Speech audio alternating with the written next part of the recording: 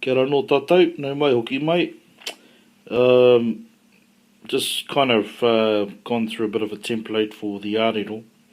The whole actual head is not called ārero, it's called Matarua or upoko. There's a variety of names for this section of the Taiaha.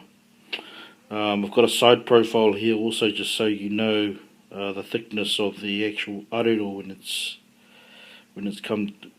finished. The frontal profile, side profile. We've also got a scale on the ngutu that shows the size of the pakati, and that should be translated also onto the design which will fit on the frontal here, which I'll do later on.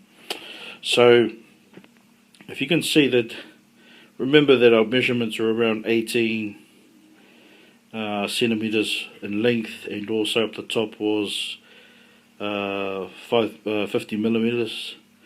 So 18 centimeters, 180 millimeters, 50 millimeters, 5 centimeters, and we've taken about one third, which is about 6 centimeters down to around here. But the ngutu, or the lower lip here, actually goes past it. So, and this is just because of a personal preference, rather than trying to get the head into that section of the taiaha. I've decided to drop past the third mark. So 18 basically divided by 3, and that'll give you the around 6 centimeters, 6, 12, 18. And basically there you can do the upoko on the first block of 6 centimeters down here, first block of 6 centimeters. And that'll give you enough room also for the ārero to protrude, really. The protrusion of the tongue is most important. In regards to the functionality of the weapon in the days of old, of course this was utilised to actually puncture and stab in the soft sections of the body, be it the belly or the into the ribs. So the midsection of the body, this was an amazing dangerous part of the taiaha that used to puncture the body. Okay, so it's important, and the reason why I kind of suggest hardwoods is because of this section here. If you're doing kind of if you're thinking from an authentic type of perspective, you want to make sure that this ārero section, see how thin it is, but with hardwood it's very, very easy.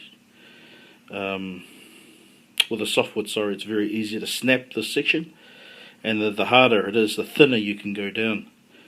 But if it was a softwood, I'd have to thicken it a bit more and maybe make the size a bit thicker. There is a weak point in here, and for guys that are familiar with whakairo, you'll notice that it's this section.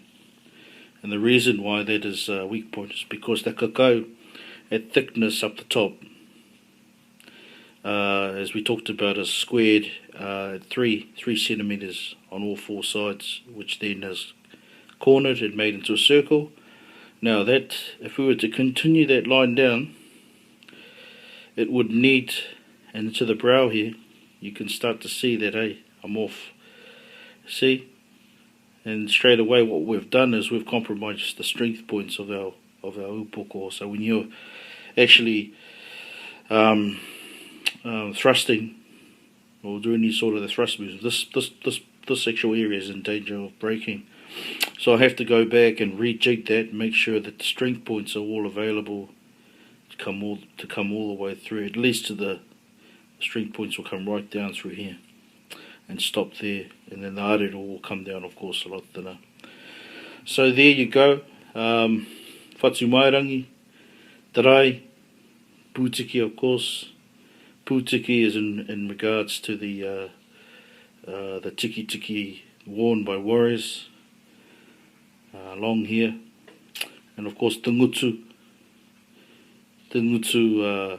or in this case the kauwairunga, and also your niho, which were there's all sorts of different types of niho, not just squared niho. There's also oval niho, rounded niho, and then of course the frontal for your, and of course your design, which will come down this way and swirl it in this sort of form.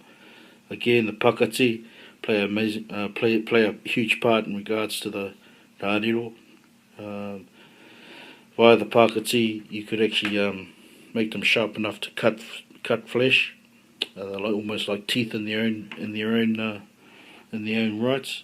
So there's a little bit of understanding why they call it Matarua, which is two faces, is because of the face that's seen on the frontal side, and if you were to turn it over, you'd see another face. And these are examples. So you got 1, 2, actually 4 faces. 1, 2, 3, 4, and that's because you can also, if you were to see it, you'd see the eye here and another eye here. So it's actually got another face available on this side as well.